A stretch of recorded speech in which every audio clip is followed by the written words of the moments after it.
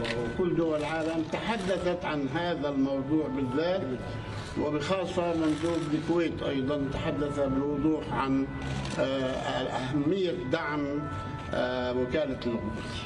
يقول الرئيس ما الدور الذي تطمحون ان تلعبوه فرنسا على طرح رؤيتكم للسلام؟ ما هو الدور الذي تطمحون ان تلعبه فرنسا بعد طرح رؤيتكم للسلام في مجلس الامن؟ فرنسا من اهم الدول الاوروبيه، وبعتقد انه ستقود يعني موقفا اوروبيا. متى لا اعرف، ولا يعني لم نصر على ان نعرف متى، لكن هو حريص على ان يكون هناك موقف اوروبي قادر على ان يعني يلعب هذا الدور. شكرا. شكرا. تفضل. يلا تفضل.